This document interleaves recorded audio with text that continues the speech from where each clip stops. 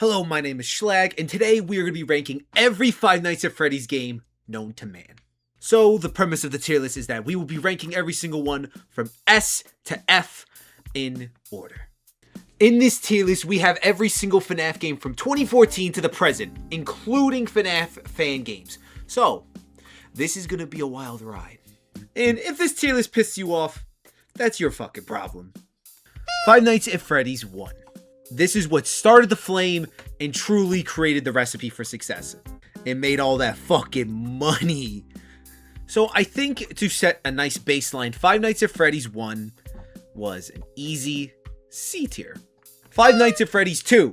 Now this took everything with FNAF 1 and made it better. More animatronics, more nights, more secrets, more lore. It gave everything fans wanted and more out of a sequel. Plus, this game had such a tight turnaround. Like, this came out, like, what, a few months after the first one? FNAF 2 is known as one of the easily the best in the series, and is truly an icon of the FNAF franchise. So for that, I'm going to say it is an easy A tier, setting a high bar. FNAF 3. Now, this is where I'm going to get a lot of controversy. I don't like FNAF 3. I don't. I just genuinely don't.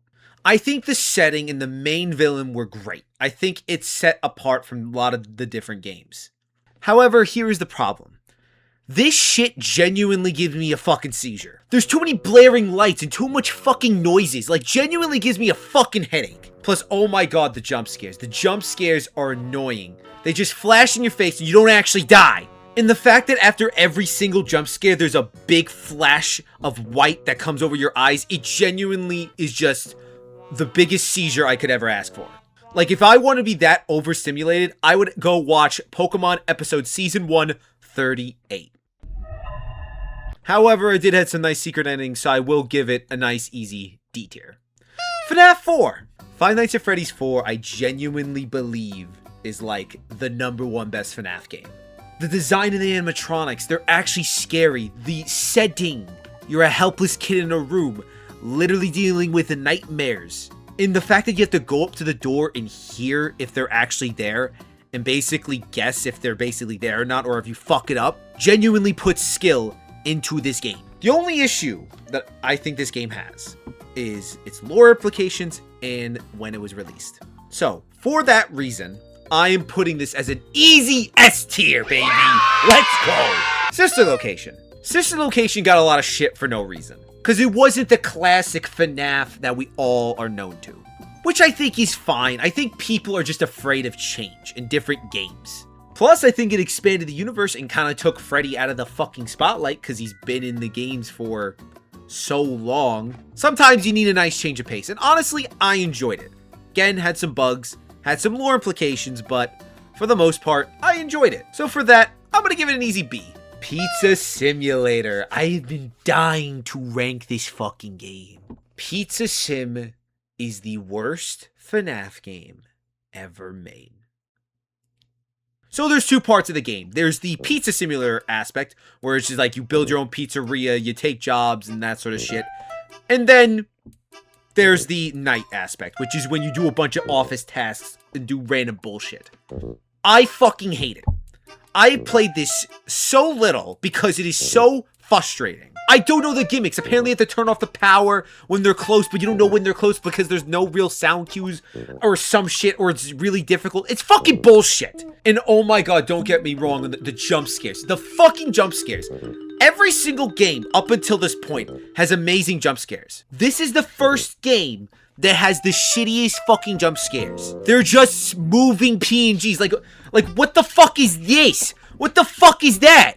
Or like the this. What are we doing? And for that, I'm easily giving it the first F tier. Fuck you.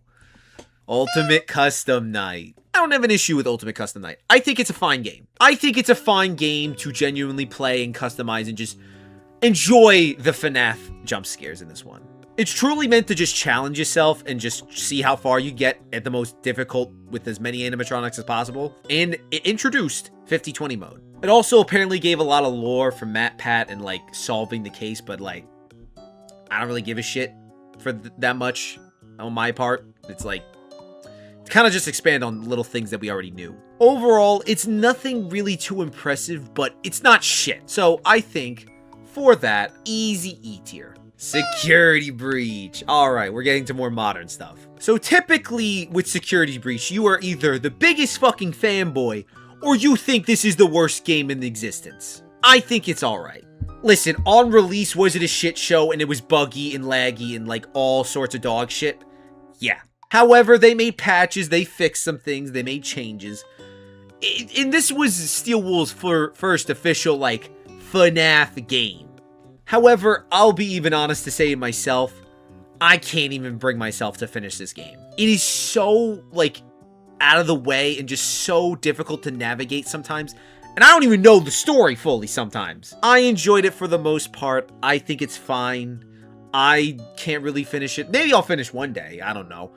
But I think it brings the community together. Has a lot of good memes, a lot of fun moments. And I just love the design. So we are going to give it a easy C tier. Security Breach Ruin. This is one of the 2 DLCs I will be talking about because the other ones I don't fucking count. Honestly, I think it was very good. I played a little bit. Honestly, I played Ruin more than the actual Security Breach game. And honestly, I think Steel Wool and just the company as a whole learned from their mistakes of being too ambitious and just made a good FNAF game. I think Ruin was alright. I think it fixed a lot of the issues Security Breach had. However, I think it brings up another issue of the future FNAF games. They drifted so far away from the formula that it doesn't even feel like FNAF. Where it's now more of like a free roam, like Resident Evil, Bioshock kind of game. Where you're not necessarily attacking the animatronic, but just running around doing chores to try and figure out ways to kill them. I don't mind it. I think it's alright. B tier. Secret of the Mimic. I'm going to get so much shit, especially from my last comment. This tier list is not based on which game does the FNAF formula the best. It is the best FNAF games, objectively. And Secret of the Mimic is probably one of the best FNAF games out there. And I don't give a shit! I don't give a shit what you say. It is fucking good. It is amazing. I beat this game like 5 fucking times to get all the achievements. And it is fucking amazing. The different areas, how you have to upgrade your fucking Faz wrench thing. And you get to see all the different attractions. And you get a new enemy every single section. Granted, it was a little buggy on release, but that's every fucking FNAF game at this point. Also, the lore of the Mimic. It genuinely was so cool. It just expands in a new direction because every single FNAF game at this point, in terms of lore, is purple guy's alive, we burn him alive, spring locks. That's all that's been. Including Security Breach, where he has been confirmed dead from the start. But somehow this fucker won't die! He just keeps coming back! S tier. Easy S tier.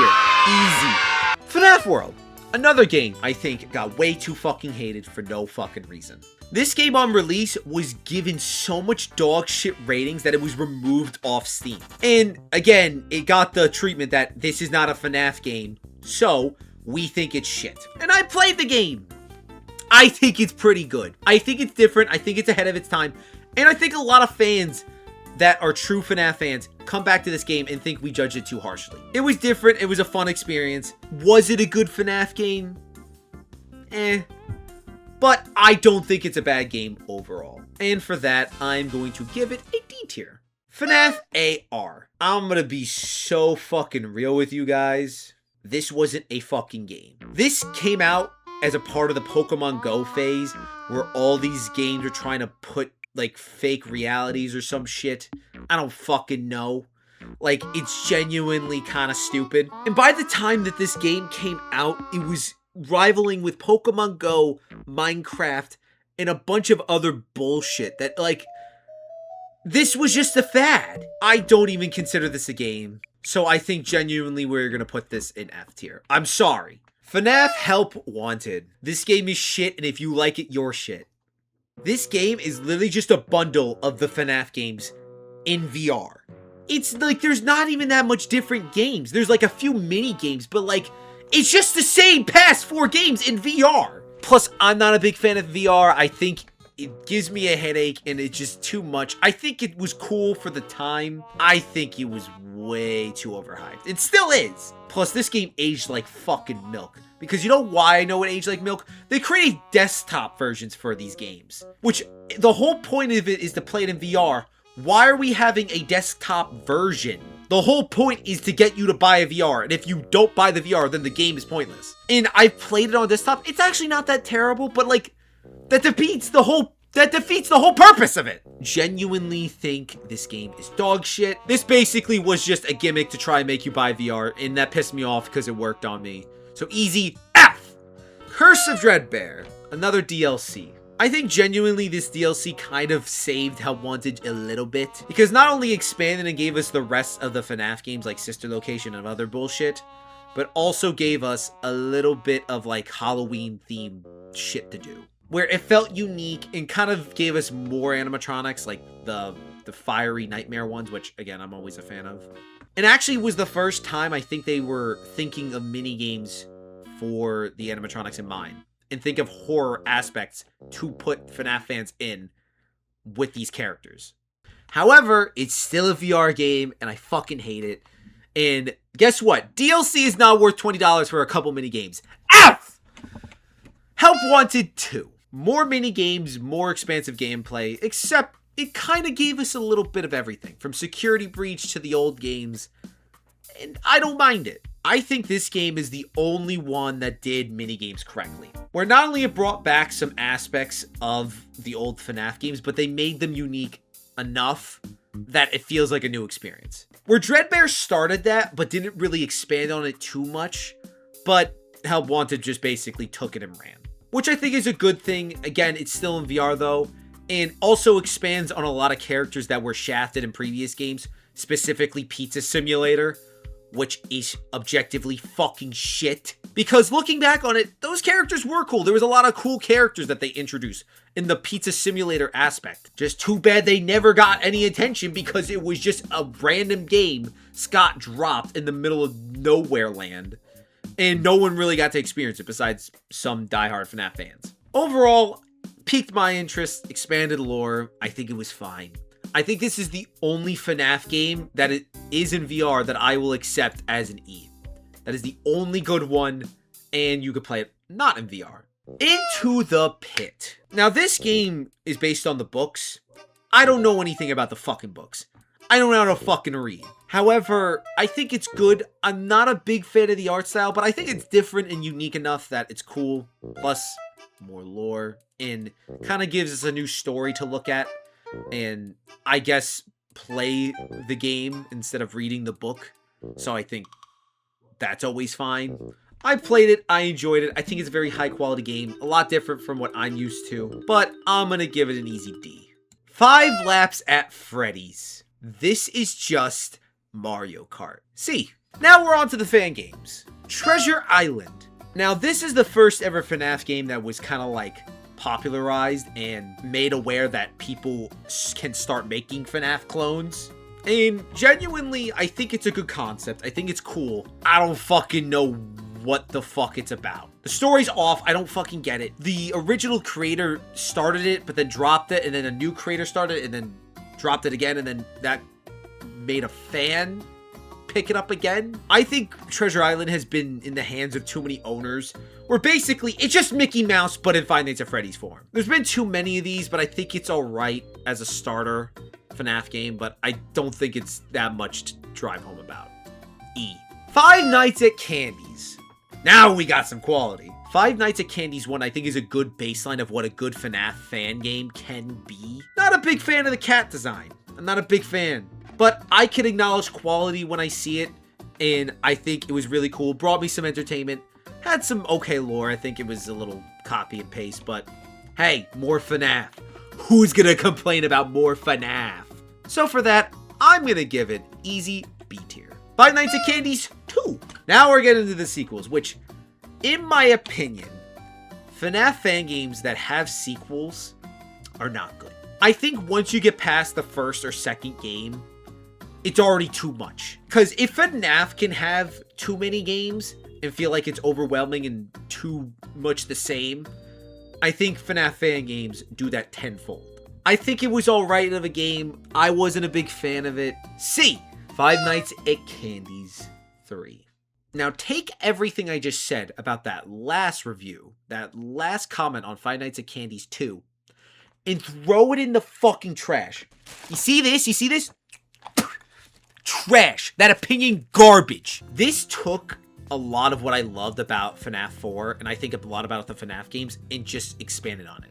I love the aspect of horror, being helpless, and just kind of feel like you're the underdog and feel like this is do or die. Plus, I think the story's fine. I just like the design. I overall liked a lot. I think it genuinely spooked me. I think as an art perspective, I think it was good. And I think as a horror perspective, it was scary. That is why I'm giving it an easy S tier, baby. Third S tier of the day. One Night at Flumpty's. I like One Night at Flumpty's for one reason and one reason only. It is one fucking night. The whole premise of One Night at Flumpty's is that you're spending one night, however, the night gets progressively difficult and changes throughout the time you are there. So basically, like every hour, something new happens and you deal with a new threat, which is cool. It's fucking sick. Who would have thought that instead of making it 5 nights and drag on the game and making the animatronics like change every night, just have it in one night and it just changes over time. I think genuinely it's very good. And because of that new aspect of the game, that new kind of design, I'm going to put an easy A. Five Nights at Flumpty's 2. I think it does everything Five Nights at Flumpty's 1 does, but better. Not only it expands on the world, but also makes it that there's new threats, new challenges, and kind of feels like the FNAF 2 of that universe. It's more complicated, more challenging, and they added a second night that makes it even more difficult with secret characters involved. I think this is genuinely the best iteration of One Night at Flumpty's. I think it makes it so complicated yet so much fun. Keeps it to one night, so it's not that big a deal. It basically puts all the challenge in one night. It doesn't overstay its welcome and makes it just as complicated as the first one. Easy S tier, baby! Five Nights at Flumpty's 3. Now you overstayed your welcome, fat fuck. Five Nights at Flumpty's 3 didn't need to be made. The second one was fine. You didn't need more. However, they made another one. I don't know why they did. I think it was fine. And then I don't even like most of the designs. Apparently there's different Flumptys and different characters and too complicated now. It's too much. They had a nice even middle ground with Five Nights at Flumpty's 2 where it wasn't too simple, but it wasn't too complicated. This is just too much now. And it's been around. You spent more than one night here, buddy. You need to get the fuck out. Easy D tier. Five Nights at Wario's. I'm gonna be so honest. This game's shit. It's shit, but it's good shit. You know how you have those sugar cookies that you get from the fucking Walmarts and Targets, and you shouldn't be buying them. You shouldn't, because you know it's bad for you, but it's shit. But then you buy them and you eat the whole fucking thing the same day. That's Five Nights at Wario's. This came out while FNAF fan games were still new, and they were still being kind of made and getting into a system. The quality wasn't really there yet. They just were pumped out because. So the only real thing I like about the first one is the nostalgia. I'm gonna say for nostalgia purposes, I'm gonna give it a C tier. Five Nights at Wario's 2. Genuinely, I don't remember this one, and still think it's shit. Once you got past the beginning phases of FNAF fan games, you died. If you genuinely just didn't improve, which this game hasn't, I heard it had some good concepts and it was alright. It was playable. I'll give it an E. Five Nights at Wario's 3. So I haven't played it, but I heard a lot of good things about it. And I've seen a couple gameplay, and I think it has an interesting mechanic. Every night you would go throughout the house and it was haunted. I don't understand the story. It was fucking stupid. But the aspects of going through each part of the house and getting a new gimmick and new enemies, I think was interesting. Because it felt like every night was a new minigame. And I think because you had a new gimmick, it felt like night one all over again.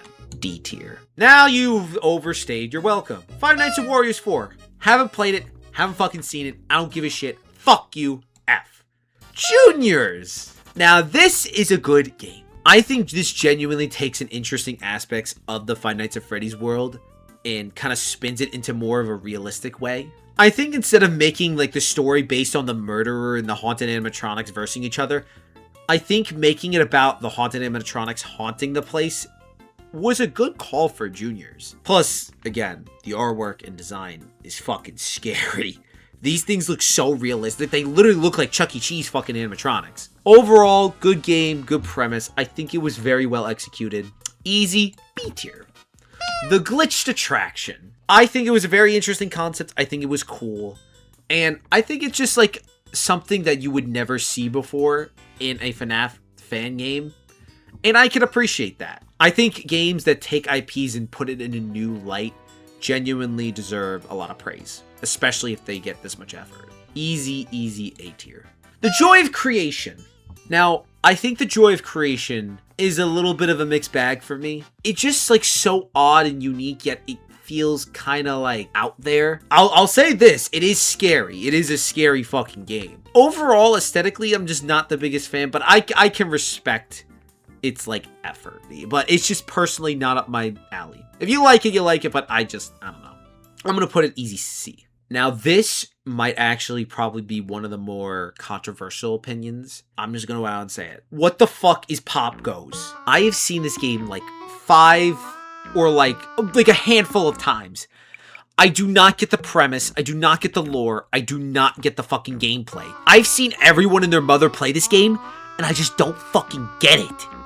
I just don't understand why it's so popular or what, like, I don't understand anything about it. Apparently it's so popular I got a YouTube and even a cameo in the FNAF movie too. Don't know anything about this and yet somehow it's this popular, and I've done research into this video. There's barely any information that I just don't get. It just feels like it's so out there. I'm gonna say an E tier. So, if you agree with my opinion, drop a like, and if you don't fucking comment. Or don't say anything. Just fucking subscribe like a little shit.